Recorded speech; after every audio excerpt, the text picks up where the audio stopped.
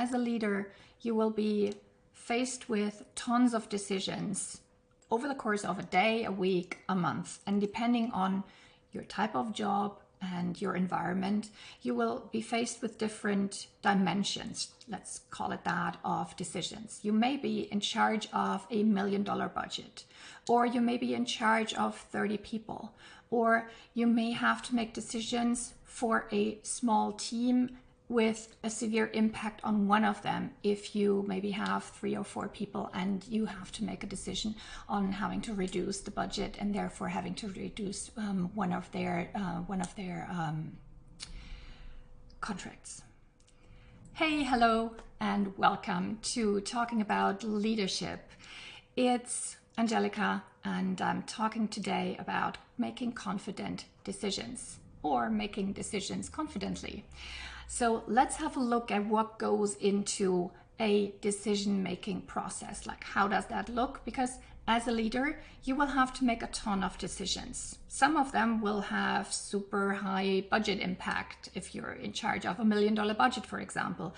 And some will be more people-oriented, and there will be an emotional or a social component that might break you out in sweat, and that makes it tricky if you are facing to have a difficult conversation, having to provide feedback, or potentially having to let someone go, or having to reduce somebody's contract because of budget considerations. You may be challenged by different aspects of a decision, whether it's the tricky conversation or the sheer impact of knowing that whether you say yes or no will mean that the company that you're acting for will spend so and so many thousands or even million of dollars or any other currency on a project or on a tool because you said, okay, this is the one we're going with. Each of us has different triggers and different preferences where we feel confident and on solid ground when it comes to decision making. So let's have a look at some of those before we go into the steps of making a decision as grounded and as confident for yourself as you can. So some of the triggers that may, or aspects that may come into play is, as I already mentioned, money, like budget decisions. You may be a bit anxious to make a decision that means that there's a 6-digit spending for the company. Or maybe you also have a similar thing when it comes to people decisions. Some people are more concerned and more shy of making decisions that have an impact on people, where money is not an issue, so to speak, but when they foresee or sense that there's an impact on how people feel, how people's lives will be impacted, how the atmosphere or the reputation in a certain environment will be impacted, that makes them more anxious, and then they want to make extra sure how to make that decision and be on solid ground and be confident in their own decision. Yet others are more challenged when it comes to making a certain time commitment, like decisions about time, whether that is, okay, let's assign so and so many hours or days to a certain project, or whether that is committing to spending so and so much time on a certain task, whether that's for you individually in your personal life or at work, when you say study or want to create a new habit for yourself, or whether that is, let's assign a number of hours every single week in the team to a certain project. And then it's not so much for them the trigger to make this decision challenging, that it may take the money to actually invest that time of the team into that project, but rather like, ooh, what's going to happen with the rest of the time? Will we still have enough time to do X, Y, Z? So there's different aspects of challenging decisions, and you will know and you will sense what makes it more challenging for you. And being aware of those aspects can actually help you foresee that a certain decision may be much easier for you to take than another one, which ties in with how to actually be confident in your decision making. Because if you know in advance that a certain type of decision already makes you nervous when you think about it, then obviously it's much easier to prepare for that and to get involved with that type of decision than if you're kind of stumbling into it and realizing, oops, I didn't even know that was a big challenge. Why couldn't I make that decision? So self-awareness, once more, is extremely helpful in your leadership situation. Let's have a look at how to make a good decision. And I've got 5 steps that go into this. And the first one is actually it's 6, because no matter how you count, you need to know your goal or goals in order to make a good decision. And before we can even start exploring options, which was that's kind of my first step. And then I realized, hang on a second, that doesn't make sense unless you already know what your goal or goals are. Because if you're kind of navigating in vacuum and no decision, either every decision will be a good one or no decision will be a good one. So let's not start with exploring options. Let's make sure that we know your goals. So once you know your goals, and let's assume that you do know where you're headed, you are faced with a decision. Step 1, what are the options? Is it just one way to go? All right, then the decision is just about, do we go now, or do we not go yet? But if there is no options, then there is no kind of content topical decision. Then it's more a decision about timing. When do we do it, and do we do it at all? But if you're already in a decision-making mode, then I guess you have to make a decision. Then it's about timing and minimizing risk potentially. We're getting to risk in a moment. So explore the options. What are the options? And has your team considered all the options? Challenge them. If this is about creative problem solving, how can we create this requirement for the customer? They want to have these 2 tools connected. Great. Does that mean this tool needs to have a manual download option and then we need a manual upload option into the second tool? That is a transfer. Or do we need to have the fully automated interface? And do we need all of that at the same time, like the moment we say it's there? Or can we do that in a staggered approach? What are the options that you can offer to your client in this example? Once you have the options, validate the feasibility of those options. And obviously you're operating within a given framework of conditions. So you're either limited by the budget, the available skill and number of people, or the type of operation that you can actually execute on. Say you're in an accounting department, you cannot just suddenly say, let's do a marketing event if the challenge is to actually create the monthly accounting.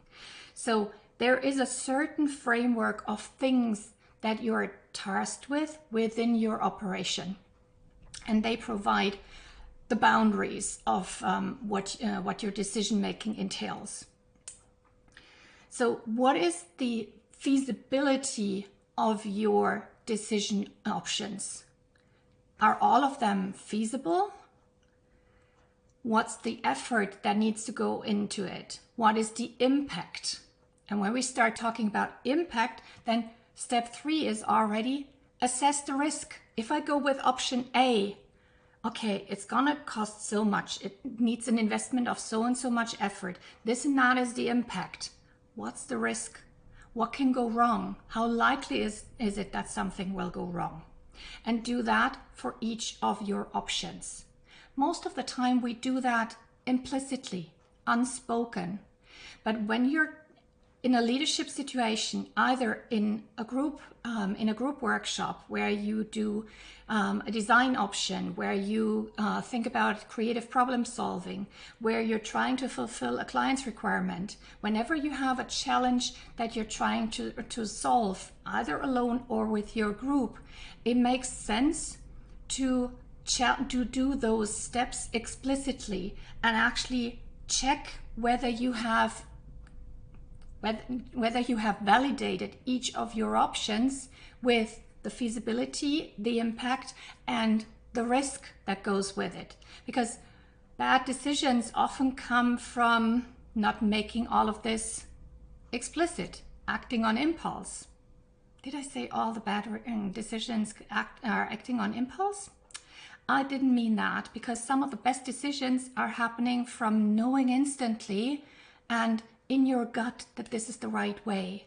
But the more severe your decision is, the more you want to check your basis, if you will, and the bigger the impact is, the higher the risk is, the more you want to assess, like, okay, have I thought of everything? And since we're addressing the concept of confident decision making, the more you know, like, I've checked the basis, I've checked on what are the options. We've checked the feasibility of all the options. And if you had 5 options, but 2 are not feasible, then you've reduced your number of options. Fine. Let's go on with those 3 options then. We've assessed the risk for each of the options. And we've come to the conclusion maybe that the risk on option 3 is not what we can handle. We're not willing to go there, right? You're down to 2 options. Fair enough. And assess the risk for each of the options, and maybe one of them already falls out of your pool of options simply because you deem it too risky. And be aware that you as a person, as an individual, have a certain risk affinity or aversion, and the wider organization in which you operate, your company, the culture of your team, of your organization department, there will also be a certain level of risk aversion or risk affinity. So you will also assess, like, okay, is this too far out of an option? I'm never going to be able to convince everyone else, even though I'm convinced of it. Hey, this is the adventurous thing that makes total sense. We need to go there. Or might it be the other way around? Maybe you're the one playing safe and making sure that we're not just running mindlessly into the next action tunnel and running ahead, while the rest of the organization is much more like, oh yeah, let's go. Here's an option. Let's use the opportunity. So where you fall in this continuum and where the rest of your organization will fall will also somehow inform what will be considered a risk and what will be considered a safe option or a safer option. So we've got exploring the options, we've got validating the feasibility of each of those options, including the effort and impact that go into them. We've assessed the risk, so we've already kind of given our options much more depth and much more texture, if you will. So we know a lot more about the remaining options that we still have. And for each of the options, what is the best possible outcome? Especially after assessing risks, just imagining that you might go through this process step by step, then you have just assessed the risk on all the options. But let's go back to looking at the best possible outcome of each of those options. Sometimes we're so tangled in our minds and so overburdened with making sure and not taking risks and how can we convince others of the proposal and what is the best choice and is this really the best choice? Like, so tangled in uncertainty and wanting to make the right decision and wanting to be on the safe side and wanting to be sure that we're overlooking that we started off with exploring the options and looking at the best possible outcome for our decision for each of those options. So let's go back to what is the best possible outcome for each of those. And then final step, at least in my world, I'm a project manager, I always have a plan B and C and D. So there's always a contingency plan or a plan B, a fallback solution. So once you've looked at all your options, you've excluded and eliminated the ones that are no longer relevant for either of those reasons, not feasible, too high risk or unacceptable risk. You know the best possible outcome with each of them. You know the effort and the impact. What's the fallback if it doesn't work out? That way you can always say, all right, in that, with each of those best possible outcomes, I'm going for this one, which may be option C, but if all goes wrong, this is the minimum bit that we can do. Or if that doesn't work out, we can still go for option A. Option A, B, and C are still in the game. Best possible outcome, validated, risk assessed. We're going to recommend option C, or we're going with option C. But if that doesn't work out, we still have option A to fall back on. And that should give you sufficient grounding with your decision, because you haven't just heard something and run out the door to react to the situation and made an instant decision. Sometimes these decisions are brilliant and exactly the right thing. But if we're looking at confident decision making, I guess that you're looking for, how can I make better and more confident decisions? So this is a process that can help you to go through your decisions step by step and put them on more solid ground by exploring the options and giving each of those options a bit more texture and a bit more looking at them holistically, looking at the feasibility, assessing the risk that goes with them, looking at the effort and the impact, and then going back to, all right, these are the remaining options. What's the best possible outcome? And if it doesn't work out, what's your fallback plan? And if you have that, you can make a confident decision. To your confident decisions, see you next time. Bye.